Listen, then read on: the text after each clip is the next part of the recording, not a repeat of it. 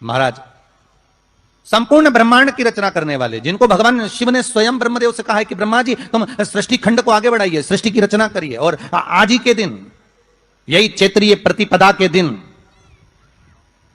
यही इसको कहते हैं नया संवत्सर, नया वर्ष।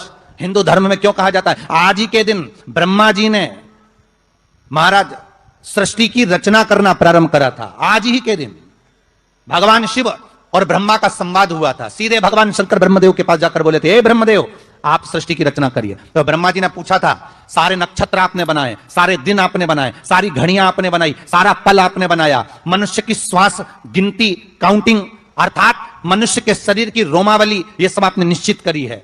नवरात्र का ये जो आप पहले दिन ही कलश स्थापना होती है और पहले दिन ही आपको ये ज्ञान हो जाए कि बच्चे पूछे कि कलश क्यों रखा जाता है, कलश के ऊपर आम के पत्ते क्यों लगाए जाते हैं, कलश के ऊपर नारियल क्यों रखा जाता है, कलश के ऊपर 9 बार मोली क्यों बांधी जाती है, मोली मतलब लच्छा नाड़ा 9 बार क्यों लपेटा जाता है नारियल के ऊपर, कलश के ऊपर जब रखते हैं।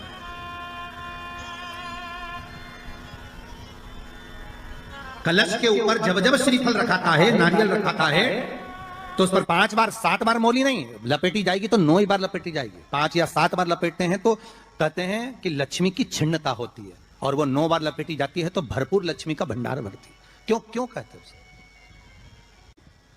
भगवान कुंभ का निर्माण कर रहे हैं, भगवान कलश का निर्माण कर रहे हैं, और भगवान स्वयं ब्रह्मदेव कर रहे हैं कि आप ऐसा निर्माण कर दो जिसमें 33 कोटि देवता स्वतः विराजमान हो जाए। तो भगवान ने उस कलश का निर्माण कर दिया। अब कलश का निर्माण करा तो स्वयं भगवान ब्रह्मदेव बोले, प्रभु इस कलश के अंदर मेरा स्थान कहां है, मेरा स्थान कहां है?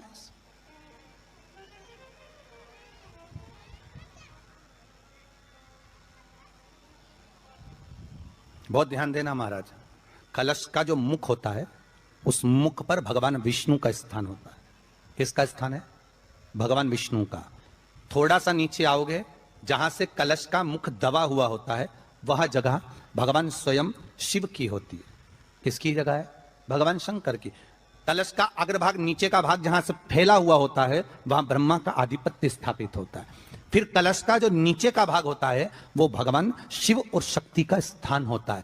कलश के बाहरी भाग में, जहां पर बाहर का हिस्सा होता है, उस कलश के बाहरी भाग में 33 कोटि देवताओं को भगवान शंकर ने लाकर विराजमान किया होता है। महाराज भगवान शंकर 33 कोटि देवताओं को निमंत्रण देकर उस कलश में विराजमान कर दिया। कितना सुंदर लिखा है देवी भागवत के अंदर कि जहां कलश की स्थापना होती है उस जगह पर किसी देवताओं को बुलाने की जरूरत नहीं होती। 33 कोटि देवता उस जगह पर स्वतः विराजमान हो जाते हैं। स्वयं 33 कोटि देवता स्वयं वहां विराजमान।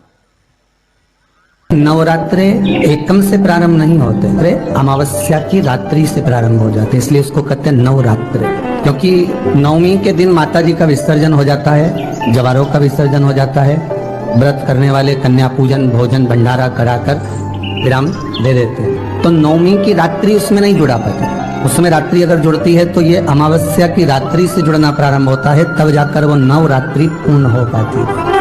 पितृलोक में पितृ जैसे निवास होकर भी इंतजार करते हैं। 4 नवरात्रे हैं तो 4 ही श्राद्ध हैं। आज मौनी अमावस्या है, श्राद्ध का विराम हो जाता है और कथा अर्थात नवरात्रे प्रारंभ हो जाते हैं दूसरे दिन।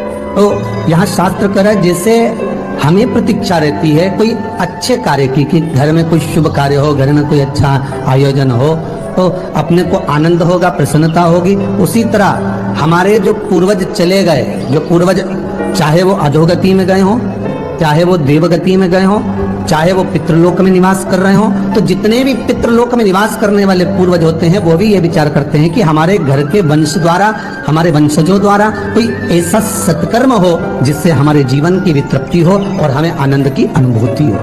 और ध्यान दीजिएगा महाराज, आपको चैत्री नवरात्र का स्मरण होगा, आपको शरदी नवरात्र का स्मरण होगा, पर जो आषाढ़ में और माघ में जो नवरात्रे पढ़ते हैं इसका एक आनंद ही दूसरा रहता है। बस इतना जरूर होता है कि दुनिया के लोग वो जो 2 नवरात्रे होते हैं उसमें कलश की स्थापना भी करते हैं, देवी का पूजन भी करते हैं, अर्चना भी करते हैं, मंदिरों में भीड़ भी रहती है और खूब प्रेम से माता का जगराता वगैरह सब होता है। पर ये जो नवरात्रे हैं 2 गुप्त नवरात्रे, इनका लोगों को स्मरण नहीं था। वो तो धीरे धीरे ये टीवी चैनल के माध्यम से कथाकारों ने, वक्ताओं ने स्मरण कराना जब चालू करा, धीरे धीरे बताना, मार्गदर्शन करना जब चालू करा, तब लोगों को ज्ञात होता गया कि कोई गुप्त नवरात्रा भी होता है, उसमें भी देवी की आराधना होती है।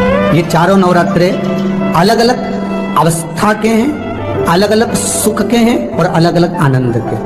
आपके घर में पितृदोष है, आपको ऐसा महसूस होता है, तो किसी भी नवरात्रि के पहले जो अमावस्या पड़ती है, जिस दिन अमावस्या रहे उस दिन चावल की कटोरी में एक कपूर का टुकड़ा रख दीजिए, छोटा सा, और कपूर का टुकड़ा रखकर उस कपूर को दरवाजे के बाहर कटोरी में ही, चावल रखी हुई कटोरी में ही उसको पितरों का स्मरण कर कर जला दीजिए। और जलाने के बाद उस चावल को कहीं भी किसी भी वृक्ष की छांव में पक्षियों के लिए डाल दीजिए। शिव महापुराण की कथा कहती है, अगर मान लो पितृ आपको कष्ट दे रहे हैं, पितृ आपको तकलीफ दे रहे हैं, कोई काम नहीं होने दे रहे हैं, या कहीं आपको ऐसा लगता है कि पितरों का दोष है, तो वो पितृ दोष देवी, अब ये जो आप करेंगे ये कब कर रहे हैं? अमावस्या के दिन आप उसको रख रहे हैं। अमावस्या के दिन उसको रखकर रात भर आपने रखा कपूर के साथ में, सुबह एकम पड़ गई, नवरात्रि लग गई, उसी दिन उसको जलाकर आपने पटक दिया। अर्थात उससे देवी और पितृ इन दोनों का आशीर्वाद जो प्राप्त होता है, तो घर में से पितृदोष समाप्त होकर लक्ष्मी की वृद्धि प्रारंभ हो जाती है, कार्य में सिद्धता आ जाती है। और नवरात्रि में भी देवी की आराधना का एक स्मरण का सुख है हमारा। ज्योत का विधान है, नवरात्रि में देवी की ज्योत लगती है, अखंड ज्योति लगती है, जवारे बुआए जाते हैं, कलश लगता है। ज्योत का भी विधान है, जिसके यहाँ दिया अखंड जलाया जाता है, अगर वो दिए की लो, दिए की बाती अगर दक्षिण दिशा की होती है, तो उसके घर में साल भर में एक घात जरूर होती है। जो दिया अखंड जलता है उसकी बाती का मुख दक्षिण का नहीं होना चाहिए।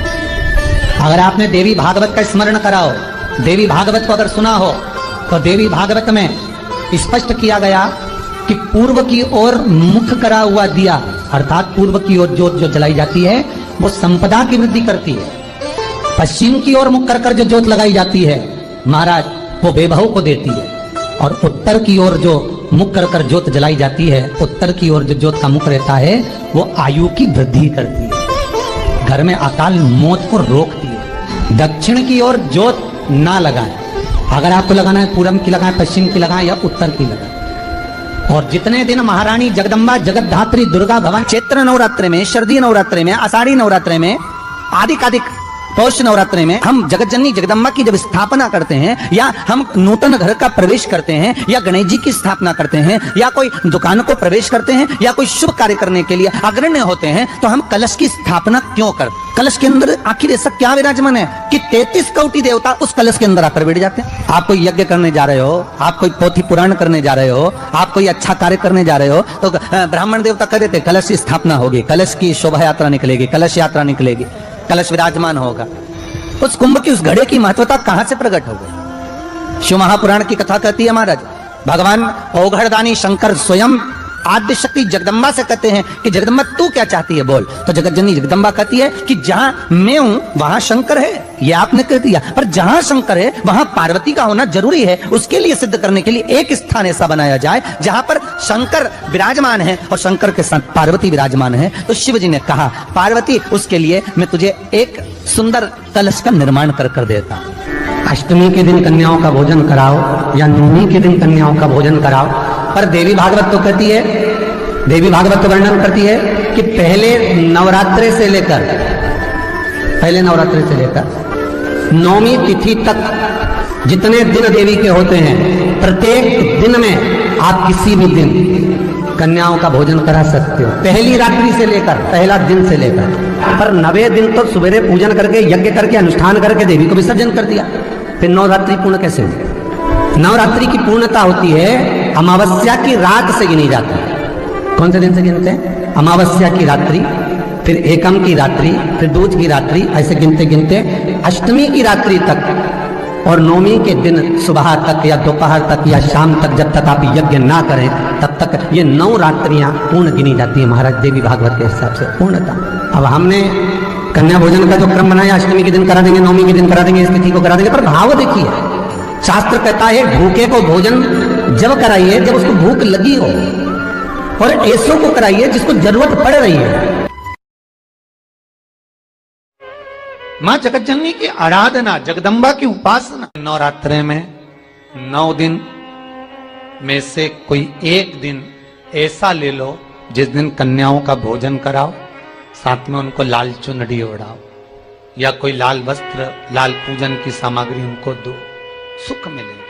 अगर आपकी कोई कामना है, आपकी कोई इच्छा है, मालूम पड़े, जैसे कई लोग कहते हैं कि हमारी इच्छा है, हमारी वो मकान नहीं बिक रहा, या हमारी वो जमीन नहीं खरीदी जा रही, या हमारी कोई कंपनी नहीं डल रही, या हमारे काम में ये अड़चन आ रही है, तो नवरात्रे में, 4 नवरात्रे में से किसी भी नवरात्रे में आप नियम बना लो कि एक कलश की स्थापना कर कर एक दिन में एक कन्या का पूजन कर कर उसको भोजन कराना, लाल वस्त्र देना।